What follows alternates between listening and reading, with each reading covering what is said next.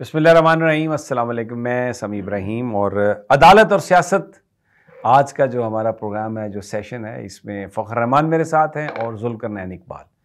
Zulqarnain high court में भी मौजूद थे और फिर सुप्रीम कोर्ट में भी मौजूद थे। बड़े अहम मुकदमात, नवाज़ शरीफ साहब को जिस तेज़ी से इस्लामाबाद हाई कोर्ट ने इंसाफ दिया है और पूरा सोशल मीडिया उस पर बात कर रहा है, इसी तरह सुप्रीम कोर्ट में आज जस्टिस सरदार तारिक मसूद ने भी अपने जब लब खोले और उनके अंदर से जो वो निकला है सब कुछ हाई कोर्ट्स के एक्शंस के हवाले से, तो उस पर भी सोशल मीडिया पर बात हो रही है। जुल्करनैन, सबसे पहले मैं आपकी तरफ बताइए, आज मियां नवाज़ शरीफ को तो इतनी तेज़ी से इंसाफ मिला है कि वो बताया जा रहा है कि ये दुनिया का तेज़ तरीन इंसाफ है। समीर साहब, 11:40 पर chief justice Islamabad high court justice Aamir Farooq साहब और जस्टिस मियां गुल हसन औरंगज़ेब साहब दोनों आकर बैठे। उन्होंने अपनी सीट संभाली, कोर्ट कार्रवाई का आगाज़ हुआ, केस कॉल हुआ। अमजद परवेज़ साहब आए, उन्होंने कहा कि जी अदालत माजी में भी 2 केसेस में इश्तिहारियों को इस तरीके से रिलीफ दे चुकी है, तो शर्जील मेमन केस का भी वो हवाला देना चाहते हैं। उनको अदालत ने रोक दिया और कहा कि जी आप छोड़ें, हम नैब से पूछना चाह रहे हैं। फिर नैब की जानिब से नईम संगेड़ा जो डिप्टी प्रोसिक्यूटर जनरल है वो पेश हुए। उन्होंने कहा कि उनसे पूछा गया कि जी कल तो नैब का ये मौक़िफ़ था कि हमने कोई एतराज़ नहीं है हमें, आज आपका ओवरनाइट के मौक़िफ़ में तब्दीली आई है या सेम है?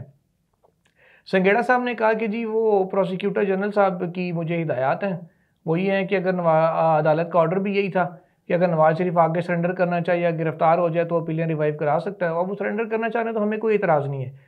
मियां गुल हसन और रंगीर साहब ने उनसे पूछा आपको कितना अर्सा हो गया नैब में? संगेड़ा साहब ने बताया कि जी मैं 3 साल से डिप्टी प्रोसिक्यूटर जनरल हूँ। तो फिर उन्होंने पूछा कि इस केस के साथ आप कब से मुंसलिक हैं जिसमें आप पेश हो रहे हैं अभी? वो उन्होंने संगेड़ा साहब ने कहा कि जी जो पैनल पहले था जिस पे अपीलों में हाई कोर्ट ने ऑर्डर दिया था, मैं उस लॉयर पैनल का हिस्सा था जिसको लीड कर रहे थे जानजेब भरवाना। तो उस पर फिर आज़म नज़ीर तारड़ साहब जो साबिक वज़ीर कानून है, मुस्लिम लीग नून के अहम रहनुमा हैं और सेनेट में कायदे ऐवान भी हैं, उनकी जानिब से संगेड़ा साहब का तारुफ कराया गया अदालत को और कहा गया संगेड़ा साहब पहले लाहौर में नैब के केसेस देखते थे, अब ये इस्लामाबाद में कुछ अरसे से देख रहे हैं और बड़े अच्छे वकील हैं। इस पर अपनी कोर्ट ने उन्हें कहा कि जी आपको इंस्ट्रक्शंस दी किसने? उन्होंने दोबारा बताया कि जी मुझे प्रोसिक्यूटर जनरल ने ये हिदायत दी थी कि अदालत के सामने ये बात करूं। फिर उन्हें अदालत ने कहा कि जी आप इन राइटिंग हमें दे दें और तब तक यानी 24 तारीख तक, 24 अक्टूबर तक हम नवाज़ शरीफ को यहाँ अदालत में पेश होने का ना सिर्फ मौका दे रहे हैं बल्कि उनको गिरफ्तार भी नहीं किया जाएगा। और 24 अक्टूबर को उनको ज़ाती हैसियत में तलब कर लिया गया है इस्लामाबाद हाई कोर्ट में। 8 मिनट में ये सारी कार्रवाई मुकम्मल हुई। उसके बाद जजेस उठकर चले गए और जो एक कह लें कि मिठाइयाँ नहीं बटी लेकिन खुशियों के जो है ना वो शादियाने बज रहे थे इस्लामाबाद हाई कोर्ट में। जो अच्छा, मुझे एक सवाल का जवाब दें। जी जी जी। मैं सुन रहा था आबिद ज़ुबैरी साहब को, एतजाज़ साहब ने भी कहा है कि ये जो राहदारी ज़मानत का कॉन्सेप्ट है ये किसी मुलज़म के लिए। नवाज़ शरीफ एक मुजरिम था और जेल में सज़ा भुगत रहा था, झूठी मूठी कार्रवाई करके ये बाहर चले गए 50 रुपए के स्टाम्प पर, तो अब वापस तो इन्हें सीधा जेल में जाना चाहिए था। ज़मानत किस अदालत में किस चीज़ के लिए ये सरेंडर कर रहे हैं? जेल में जाते और अपनी इनकी वकील इनकी जो है वो पटिशन दे देता। ये तो ऐसा लग रहा है कि जैसे जलसे के लिए, सियासत के लिए उन्हें किया गया, फैसिलिटेट किया गया। देखिए वो अब उनका शेड्यूल तो नहीं मुतासिर कर सकते थे, चार्टर्ड प्लेन करवा के वो आ रहे हैं। तो आपको क्या लगता है कि इतना उनका खर्चा करवा देती है अदालतें भी कि जी नहीं हम इसको आज नहीं कर रहे या कल के लिए रख लेते हैं, जजमेंट रिजर्व कर लेते हैं। और आपको पता है यहाँ तो कई ऑर्डर कई दिन रिजर्व रहते हैं। इस्लामाबाद हाई कोर्ट से एक और भी खबर है इसके साथ ही, उसको इससे मैं नथी करना चाह रहा हूँ। 2 साबिक वज़ीर आज़म की जमानतों का केस था आज इस्लामाबाद हाई कोर्ट में। दोनों डिवीजन बेंचेस ने सुनने थे। एक में 8 मिनट के अंदर सजा याफ्ता शख्स को अदालत आने की और गिरफ्तार न करने का हुक्म जारी कर दिया गया। दूसरा जो अंडर ट्रायल है जिसपे अभी कोई जुर्म साबित नहीं हुआ साइफर का, उसकी जमानत बेंच की अदम दस्तयाबी की वजह से नहीं हो सकी थी। तो ये दो चीजें मैंने कहा साफ जाहिर है इंसाफ का पैमाना और तराजू नजर आ रहा है। हाँ, और वो साथ जो एतजाज साहब ने कहा कि सजा याफ्ता शख्स के लिए होता है। अब चीज़ ये है कि ऑर्डर में ये लिखा होता है या वो सरेंडर करे और जब सजा हो जाती है फिर आपने सरेंडर कानून के सामने करना होता है, अदालत में नहीं करना होता। दूसरी चीज़ थी कि अगर वो गिरफ्तार हो जाएं, गिरफ्तार उनको किसी ने करना नहीं था क्योंकि वो पाकिस्तान से बाहर थे, ना नैब ने वहाँ जाके अरेस्ट करना था। जो यहाँ मुखालफत नहीं कर रहे वो बाहर जाके क्या पकड़ते। अब फिर चीज़ ये हुई कि दोनों कंडीशंस फुलफिल नहीं हो रही थी, तो उन्होंने कोर्ट के सामने सरेंडर करने का, कोर्ट ने कहा जी ठीक है आ जाएं।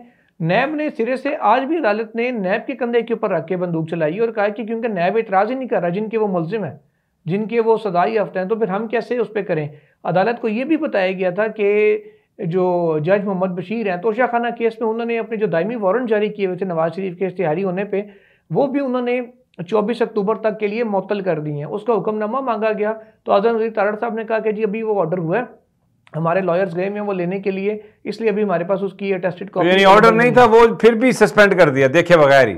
वो नहीं, बशीर साहब ने जो ऑर्डर किया था ना सस्पेंशन का, उसकी अटेस्टेड कॉपी उस वक्त तक कोर्ट में नहीं थी, क्योंकि उससे चंद लम्हे पहले ही वो ऑर्डर हुआ था।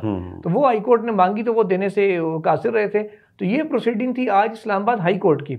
अब इसके वाले से अच्छा, मैं जरा इससे इनसे फ़खर से बात कर लेते हैं। फ़खर यार, ये तो एक मजाक है, लोग बहुत ज़्यादा इस पर जो अदालती हमारा पूरा निज़ाम है, खैर इज़्ज़त तो पहले भी कोई नहीं थी, बड़े बड़े फ़ैसले ऐसे आए थे, लेकिन आज जो कुछ किया इस्लामाबाद हाई कोर्ट ने वो तो बिल्कुल एक अनप्रेसिडेंटेड, यानी ऐसा लग रहा है कि ये तो सिर्फ शरीफों को या बड़े बड़े जो चोर डाकू हैं उनको सिर्फ ये रिलीफ देने के लिए अदालतें हैं। आम आदमी का तो कोई मसला सुनना जो है वो इतना आसान काम नहीं है वहाँ पे।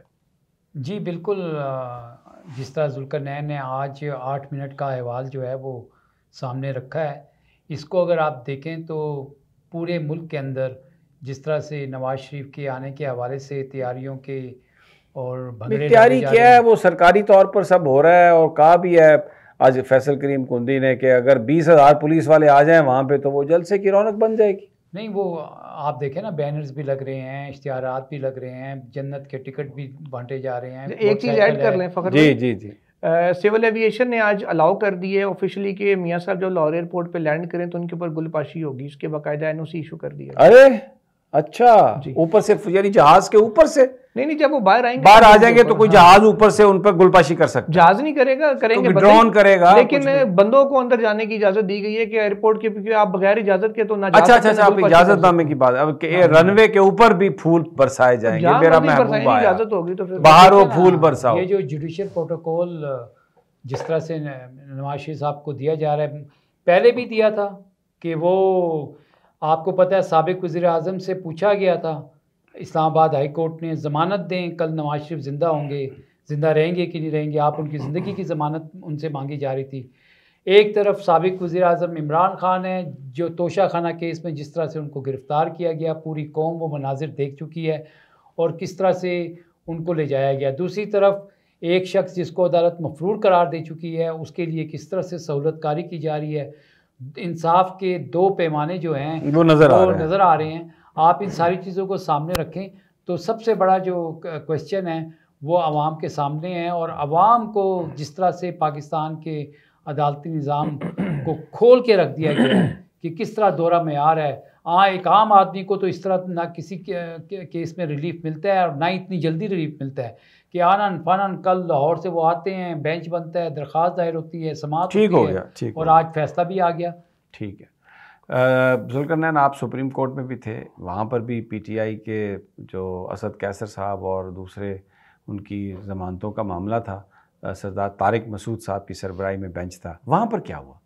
समीर साहब, इससे पहले अगर एक और इंटरेस्टिंग एस्पेक्ट डिस्कस कर लें सुप्रीम कोर्ट का ही, आज पाक अरब ऑयल रिफाइनरी के मुलाजमीन का कुछ उनकी सैलरीज का, कुछ दीगर उनके जो सर्विस इशूज़ होते हैं उसका केस था। उन्होंने वकील की जानिब से काजी फ़ाइज़ ईसा साहब जो चीफ जस्टिस हैं उनके बेंच में कहा गया कि जी अगर 2 हफ्ते का वक्त दे दें तो कुछ वो मज़ीद चीज़ें अदालत को डिटेल्स शेयर करना चाहते हैं।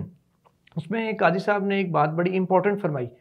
उन्होंने कहा कि नहीं, अब तो क्योंकि 90 दिन में इंतखाबात वाला मामला है वो है, और सिविलियंस का जो मिलिट्री कोर्ट्स में ट्रायल हो रहा है, ये केसेस अब आगे सुप्रीम कोर्ट में मुश्किल केसेस लगने वाले हैं, तो हमारे पास इतना वक्त आगे चल के नहीं होगा कि इन केसेस को हम टाइम दे सकें, लिहाजा आपने जो कहना है अभी कहें। एक उन्होंने इंदिया दे दिया कि नेक्स्ट वीक से इलेक्शंस और मिलिट्री कोर्ट्स वाले केसेस लगने वाले हैं, असर नो इनके ऊपर बेंचेस तश्कील दिए जाने वाले हैं।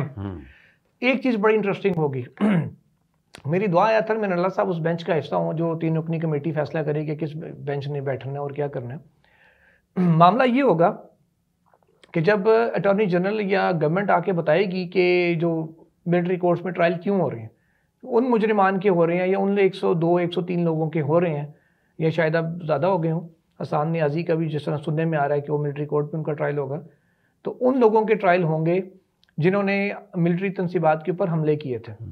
अब वो हमले क्यों हुए थे इसका बैकग्राउंड भी डिस्कस होगा सारा। मामला इनिशिएट कहाँ से हुआ था? इमरान खान की गिरफ्तारी से, जिसको बाद में सुप्रीम कोर्ट ने इलीगल डिक्लेयर किया था।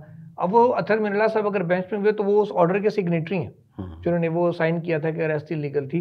तो ऑल दो कि उन वाकयात को जस्टिफाई नहीं किया जा सकता किसी भी सूरत में मिलिट्री इंस्टॉलेशंस के ऊपर अटैक्स को, लेकिन ये सारे मामला उस वक्त डिस्कस होंगे। और आपको और हमें सबको पता है कि काजी फैसल साहब का कंडक्ट ही है कि जब वो केस सुनते हैं वो अलिफ से ये तक सुनते हैं, उनको फिर वो ये नहीं सामने किसी को जानते भी हों तो वो कहते हैं जी मुझे नहीं पता ये क्या है। जैसे कयूम सिद्दीकी साहब पेश हुए थे जिनके वो इंटरव्यू कर चुके हैं काजी साहब को, उन्होंने कहा जी आपको, उन्होंने बताया जी मेरा नाम अब्दुल कयूम सिद्दीकी है। इसी तरीके से जब वो बैरिया टाउन के केस तो खुद जवाद ख्वाजा साहब के बेंच पे बैठ के सुनते रहे हैं, बैरिया को उन्होंने कहा जी बैरिया टाउन है क्या, फिर उनको बताया गया ये एक हाउसिंग सोसाइटी है। अब जब वो मामला शुरू होगा तो फिर वो पूछेंगे कि ये मिलिट्री कोड क्या है और क्यों है, तो फिर सारी अलिफ से ये तक उनको कहानी सुनाई जाएगी। फिर देखेंगे कि आगे क्या फैसला होता है। अब आ जाएं आप तारिक मसूद साहब, अब आ जाए असद कैसर साहब पे। हुआ ये कि जो केपी के गवर्नमेंट की प्रोसिक्यूशन टीम है जिसकी सरबराही एडवोकेट जनरल केपी के खुद कर रहे थे, उनके 2 एडिशनल प्रोसिक्यूटर्स थे जो रोस्टम पे आए, उन्होंने कहा कि रंगेज अहमद, एक आकिबुल्ला, अताउल्ला और असद कैसर, इन 4 लोगों को इनके ऊपर दहशतगर्दी के भी मुकदमा थे और एंटी करप्शन के भी 2 मुकदमा थे। इसमें उन्होंने कहा कि जी इनिशियली उन्होंने रादारी रिमांड लिया, पूरे फैक्ट्स बताते हुए उन्होंने कहा जी इन शॉर्ट इनको पेशावर हाई कोर्ट ने बेल दे दी, बेल बिफोर अरेस्ट, और कहा कि इनको अरेस्ट ना किया जाए। जब बाहर निकले रंगेज अहमद जो सवाबी जा रहे थे उनको गिरफ्तार कर लिया गया एंटी करप्शन ने दूसरे मुकदमे में। फिर जाके अदालत के अंदर कंप्लेन की गई कि उन्हीं जज साहब को जिन्होंने बेल दी थी, तो उन्होंने मामला भिजवा दिया चीफ जस्टिस इब्राहिम खान साहब को। चीफ जस्टिस ने फिर बुला के ऑर्डर किया कि किसी भी केस में ऐसे मुलजिम को आप गिरफ्तार नहीं करेंगे जिसको अदालत ने बेल दी, और जब तक कि आप उस अदालत से परमिशन ना ले लें। ठीक है। मौकफ ये था केपी के गवर्नमेंट का कि पूरे का पूरा जो फौजदारी निज़ाम इंसाफ है वो उल्टा पुल्टा हो गया इस ऑर्डर से, क्योंकि अदालत ने अपना ये ऑर्डर ना सिर्फ जारी किया बल्कि तमाम जो अदालतें उनको भिजवाया भी कि उसके ऊपर अमल करें। अब उन्होंने कहा कि एक बंदे के ऊपर चोरी का इल्ज़ाम लगा हुआ है, अगर वो बाहर से बेल लेके निकलता है, बेल बिफोर अरेस्ट लेके, और वो कत्ल कर देता है, तो पुलिस उसको अरेस्ट नहीं कर सकती क्योंकि कोर्ट का ऑर्डर है इस हुक्मनामे के बाद। लिहाजा जो मुल्ज़मान उनकी गिरफ्तारियों के लिए यकीनी बनाया जाए। लेकिन ये जुल्करनैन सारे सियासी बुनियादों पर मुकदमे बनाए जा रहे हैं, बंदा जमानत करा के निकलता है, आगे एक और पर्चा दर्ज कर देते हैं, तो ये तो एक एक फर्जी सी बात पे सुप्रीम कोर्ट ऑफ पाकिस्तान में ये केपी गवर्नमेंट आ गई है, सबको एक्सपोज हो चुकी है, Punjab government, KP government, federal government, कि किस तरह ये सियासी मुखालिफिन को निशाना बना रहे हैं। एक बड़े मजे की बात है इसमें, शेर अफजल मरवत साहब जो वकील हैं इसमें असद कैसर के, उनको ऑफिशियली अभी असद कैसर को नोटिस नहीं था जो आज कोर्ट ने जारी किया।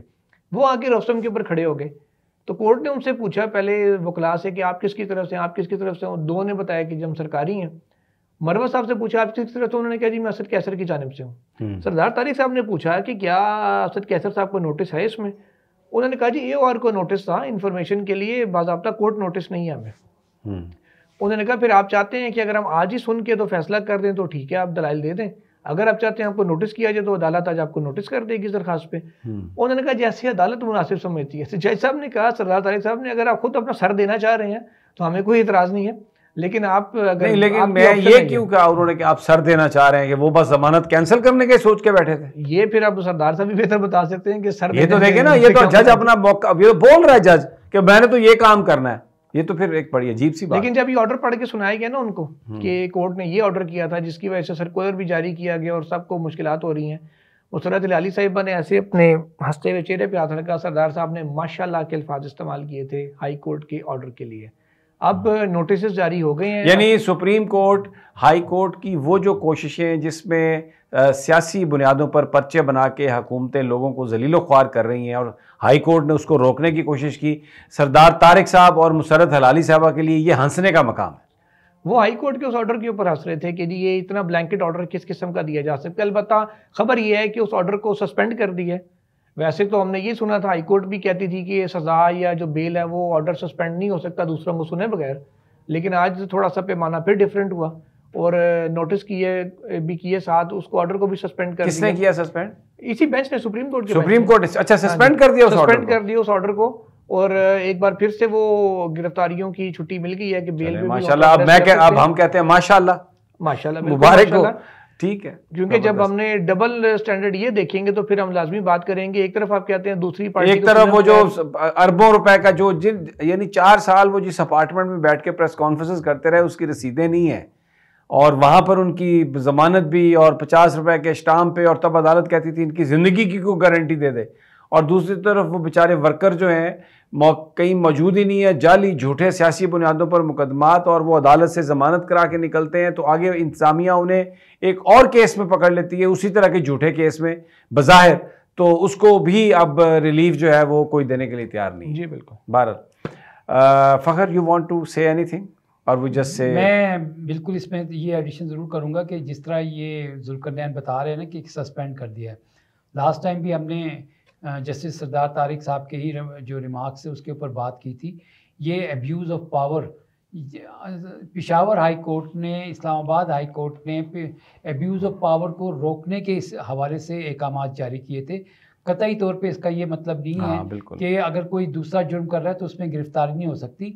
जब पॉलिटिकल नहीं, उसमें भी अदालत ने ये कहा था कि अगर आपने गिरफ्तार करना है तो अदालत को इन्फॉर्म करके करना है गिरफ्तार, ताकि एक तरह से चेक और बैलेंस का सिस्टम जो है वो हो। अच्छा, इसके ऊपर जो लीगल पॉइंट है ना वो केपी गवर्नमेंट ने ये उठाया, उन्होंने कहा कि जो कॉग्निजेबल ऑफेंस होता है उसमें गिरफ्तारी के लिए अदालत की इजाज़त ज़रूरी नहीं होती। उस पर उन्होंने सुप्रीम कोर्ट के एक फैसले का भी हवाला दिया, गालिबन 1966 का जजमेंट था कि कॉग्निजेबल ऑफेंस में कोर्ट किसी को ये नहीं कह सकती इसको अरेस्ट कर लें, वो पुलिस ने खुद करना होता है। और सीआरपीसी के सेक्शन 59 को भी कोर्ट किया गया, केपी गवर्नमेंट की जानिब से कहा गया, जिसमें कोई कोई ऐसा सेक्शन तो भी होगा ना जिसने कहा होगा कि झूठे मुकदमे कायम ना करो।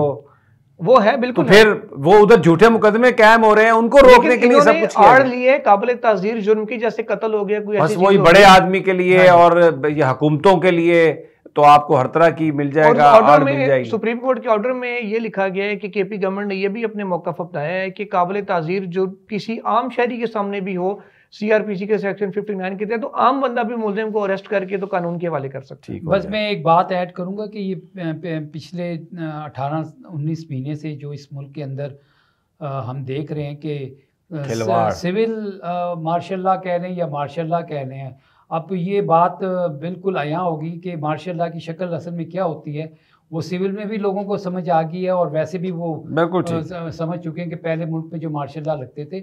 लेकिन ये सारा निज़ाम जो है अगर इस तरह से सुप्रीम कोर्ट बैठ के नीचे हाई कोर्ट्स के चीफ जस्टिस के अहकामात को वो सरफ नज़र करेंगी तो ये फिर एक मज़ीद जो है जुडिशल सिस्टम के अंदर हमें जो है ना ख़राबी नज़र होती है। देखना सिर्फ ये होगा कि आइंदा समात पर असद कैसर साहब के जो वकील हैं वो आकर जमाल मंदोखेल साहब के फैसले का जो 3 रुकनी बेंच का फैसला उसका हवाला सुप्रीम कोर्ट को किस तरह देते हैं और क्या सुप्रीम कोर्ट उसको एक्नॉलेज करती है? ये 2 मेंबर बेंच 3 मेंबर बेंच को मानता है या नहीं मानता है? इजाज़त दीजिए, इंशाल्लाह फिर मुलाकात होगी अल्लाह ने के बाद।